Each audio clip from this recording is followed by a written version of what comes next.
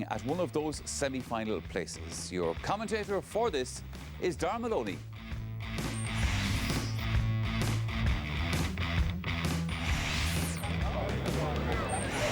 Kerry has selected a team that shows 4 changes from their victory in Monaghan. Brendan Keeley takes over in goal. Killian Young and Podge O'Connor return to the half-back line. Alan Fitzgerald is recalled to the attack.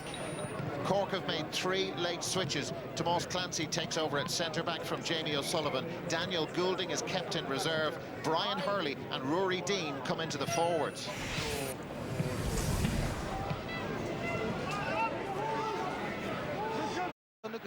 The pass national gadasta Kerry Kerry done a chwalch in sin coego clasa ga walch Tarhona see Lewis on Ryan Price agus in Jenkin and Darna Churlish Gelson Shachson fell a chwal agus go walch and Tarna Desh agus Maradurton coego clasa ga shoot agus on hit on they get on a walch the four nach galore here a custom to get Kerry grind better against you and son agus Emerton son agus Keemith and son Dar agus Tomas O'Shea agus Gandol Patrick O'Shea and son agus Shun Jafur Lesh Nakalesh agus Mihal O'Shea and son and Farrow and Tussigs that's it on Ish can chance nishke Colomoni Ashin Reagan goede macht nu gak megen ay de gelish Gaunsa agus an taction diente Cooper and Phil Ronson Corahagas Cal Mark Gaffinson Tukish dachige Ian Fitzmaurice in Leon agus Crohu Gama. Nog zo Sean Jasso, agus tá sunta go isteach go háil níor fad aige ana chick saoir aige. Yeah, it's gone out to Venus Queen in her fad cad a harle an ordernach bhí cléigean an saha drálí agus an réitóir Coravark she's low topics a chléthe sa agus a ráile Donahí héna hocrú she's nadidir cad a dúir té leis a storm go radégan to dúir té leis beidir ach seans níos go Brian Hurley. The round David Gaff Moran Corty in Barca Chloca Choma. Nelson the get Hurley, could have Harris and Drasna and the Gavis Beggar the Kirky, Gahan Destin Thornton, Paul Murphy, Trastagadi, Morton, Colin O'Driscoll, Derek and Council in Garamach, Donahue got for Stach Marlon to Zaka Foilville, Agus and Sprickheim Shah, Agus and Slowmore, Harvest Austrish mention. Yeah, Coemerton Scott and Bautis and Gucci Clowny Gamach, Nook Donahue Graf Spasish, the Clownic Shea Shudistach, it's nor a Forshe Shellev. Beganin Colatoch and Boutison. He reached Peter Crowley. Come over here, you learn the hood O'Brien in ish. Kerry, Agus top pound about to back and Desher hole again shoot. Gafford say have Vadro Voganson the vanished for Gideon. Yeah, Agus Beganin or Kerry, Master Man or a better Navach and Tuckers or Kerry, the place on of the Machmi Smokers or Horky got Suskadisa, Kimi and Son, Gualuntach, Stephen O'Brien and Lusa his panche.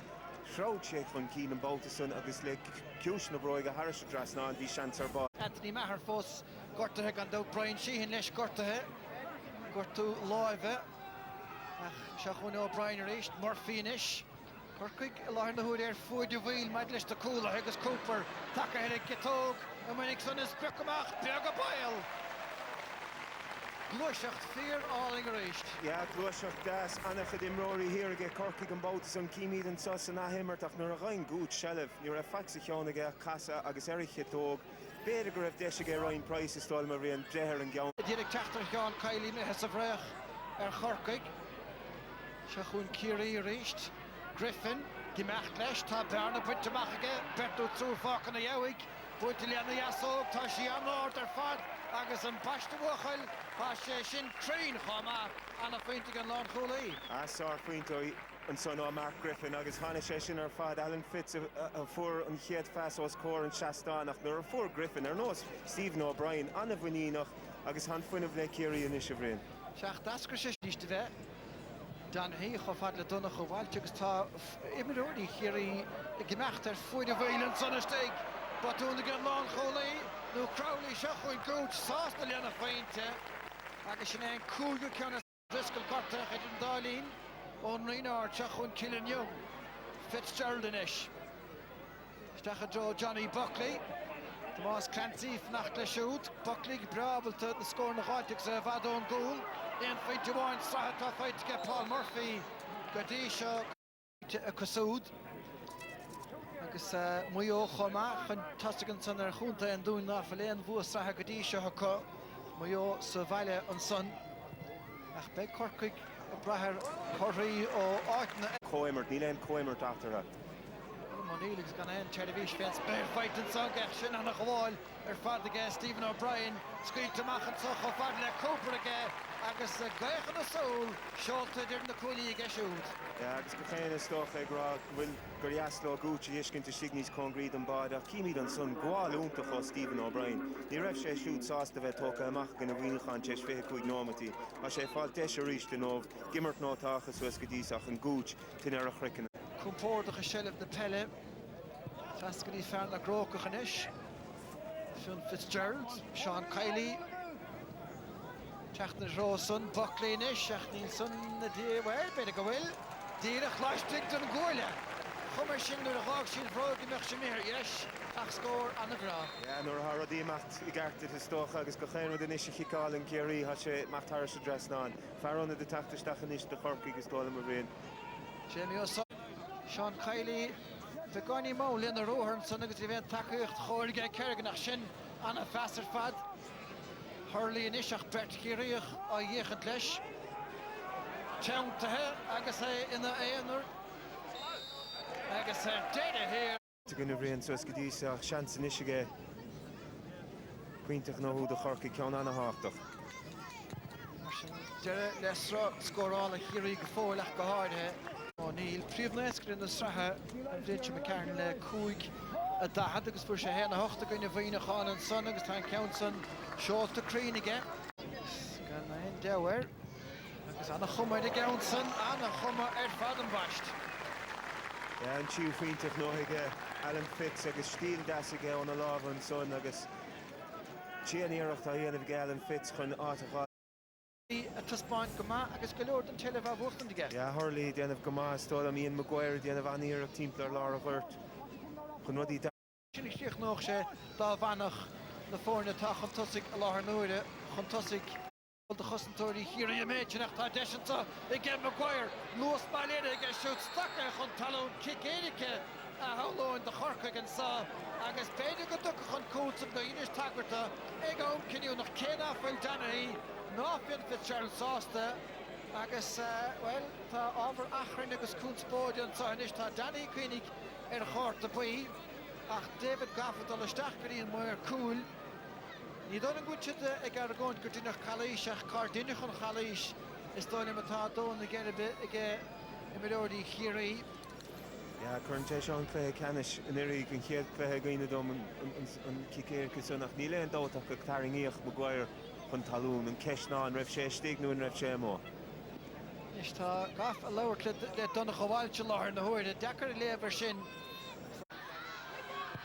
Fachta go hálan ige Colm O'Neill agus ag gréitfaithe ní le nach tícín de féintín is tá nadó. Chumar an scéal go bheith Alan Fitzgerald túisce a dheoigh scór agus é sin diantaige. Má a thugann do Hír an Danaí, Maguire inis. Kerrigan, I ddírig bearn a bhaid teach stechan tugadí Hurley agus sin cúlín den Scotland de chorca ige Hurley agus Kerrigan rá lánach sa glúisiart an chomá. Ja, Carter fadagat agus sin immert le dar of inis. Kick cushe annachrín stachadí Hurley agus ha sé os scór enráid an lár fad Marion Barney bhainteach agus an feileáil te an ceart. Díana sé díomháil se chun ó driscail inis anna cheann seoltaisteach ige cho fada le Hurley a ríist. Sin inráid mar choulúidir ige buteach ige Hurley agus tá sé sin an chortha le héanaí feitige Kerry go dtí seo Painted and Scott. Painted and Scott, Harish, Hannah Session or Fad, Duskal and Nimber to us, Le Pass Kusha, Anna Green, Trast in the Park, Harish, Shane Ryan, Enroy, Kimi, and so, Road, Machoig, near event chance again, Hats in the Black God, a Hannah Chrinis Lair, him, son again, Brian Hurley. Luis Coffinoms in the Capish Commander of Aspen Munini Lebra, Necher. Offering to own a lot of the Horde.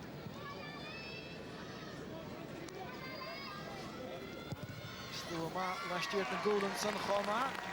So after going count. Sarah kicking the Ruddy Martian. There's Brian Hurley. As you grass asked the Tech the deer in Neshogs are reached and Sprookheim Shahan Hurley Wuchel and of Goed Vedras to had on goal. Podrigo Connor and Keener was Kuntmas Cantistach. Megan Tishkin to get Connor an televi cymod fefrw. Cork ag edian of gyma agos nadr wyl mwran loch tacych ag Cork ag yn sa drali eich ma ta. Yn eisiau tam dwyf dde glorwch.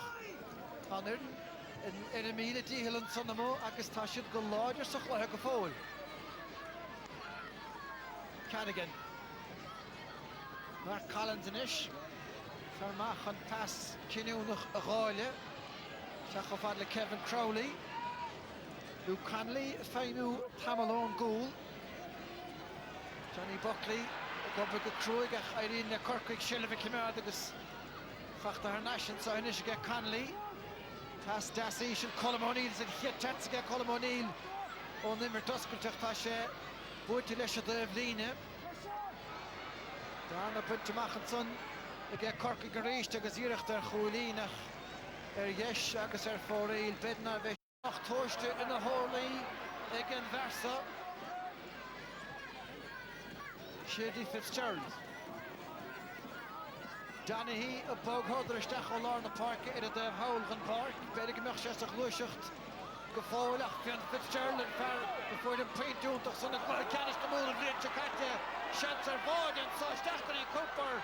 Stephen O'Brien wedi nimmer gyfer Das Buckley. Agus kicks ar amach. Nishe dda'n cadw cwys cem yn y nôl awr y cach yn i'r oed. Stolm gyr chasio yn i'r oed, sne am reit o'r raf. Fi cwgr ac yn son ystig, fi nummer cwn son ystig y fi se cart ag y beidr y gwch. Mach dy gorau bod e henig ach yn ish Corkig ar yn hwn sy'n. Trap kick bwynt ystach yn son again Mark Collins son gyfer Charlotte Burns fi ar deg yn na ffacw se trap kick sy ffel le blid nhw hoch tan slwyn ish. Eire hen son yn ahig. Agus na Corkig sgorol awn ag se fad o'n gŵl. Nish, kainter chummas sgorol Siachon Cooper. Tukustach gadasige, Arish Draston. Agus yn farsa dian y frac yn so hystig ar Shane Enroyd swysgadisa. Conley nish agus ta Fairhouse ne Kerrigan Sayer Fwylach am y gesiwd fy charcymach sgor yn so dy Corkig. Agus ta, agus yn fern o lyd ag o ghoff ein dyreist. Driscoll son hawl o larsli agus Siachon nish agus agage rolch yn cyn i enw. A Siachan e hyn o Crw agus tŵt fe chwlin agus sioltastach yn son ag Harish yn Draston, ond Fernus Lwyn isian. Agus ha sé sin fice an cúpla bót O'Brien ó Driscoll sa tras os go dísa ciúis na broigas beá leis an kicsa vísa ge go díra cad a bhí arsúlaige trab a bháin leis an gad ciúis na broigar í asóig thamán sé Harish a Drasnáine agus Corkig i déanamh anna bha ó húsa dar le. Stocha den ómatí ó hen, bhí sé sin Cruigar Maguire agus sarcla haimirtige agus Kerry in isir an bhrithúntaí. Níl puine cosint ag Corkig an sastach of Adja Stephen O'Brien, Paul Murphy a Lashley. Anna Flocáil go Johnson, Brian O'Driscoll, Barry Jan, Decker, Stoppach leis a versa, Jamie O'Sullivan, Gaffistach an son Barry John Keane, Harish Draston, well, tá sé catige son Ray Tower, tá siad le ceangal in a daimhlín víte Kerry, ach ní hen faointe sin ach kicks ar amach. Ja, bhí asla mé is an tíimiid an sáin sé garan sé anna nafaseach David stig de Jamie Sullivan. Ja, agus a bhíon ar hem gá chinne díreach an éige chéile de chuineh an bóta son.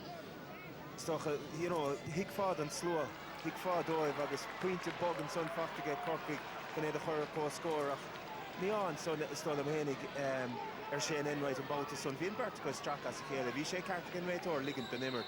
Beidir go bhfuil sé séad in na fedóga nummercha. Chéad a faointe ag Brian Hart sinach Siachún Géini ag fón ar siúd leis time déanach immertas go deire Mark O'Shea Luke Connolly fóca a talamh a geisteach go dí Géini an dagan is a ghailteach de sníige das le chéile Mark O'Shea agus ur a bhí Géargháile peintachá sé an bhuachan a fuaire. Ja, bhí mar peintir Canary agus buan Canary chluhíd an tórsa nuair a bhí sé tastáil agus cíimiid an son Mikey Géini díreach taca isteach léiríonn sé anna chruinis leis an pass live son agus marc sé puinte nótácha agus inis cíimiid Bert Shannondóí ar a daimhlín an sá prapáil fan taftasteach de Corkig Michael Shields agus Fintan Gould. Bert Shannondóí le gadóibh sa tlúan san ní flána viidir an hásta leis an méid sin.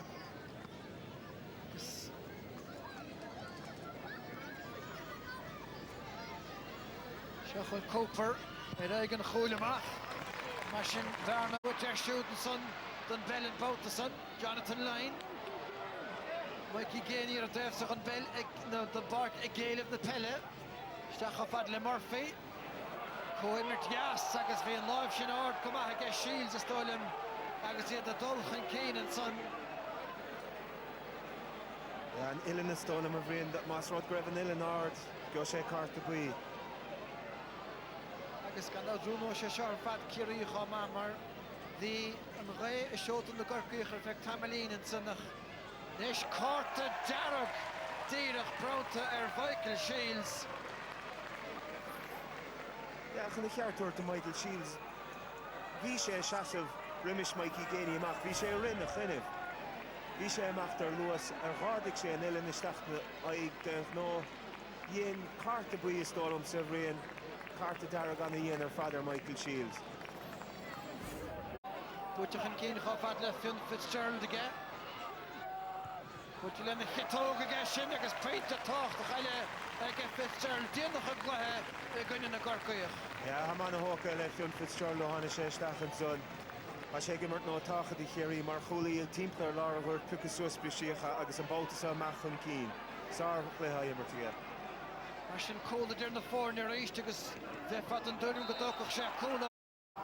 Ma hapta it's a raim shoe tá sanna féchan dan a bhrá ar fad Chéad cinn de féintíine sin. A scóúntaach ar fad ó David Moore nó thug sé ceann bhain.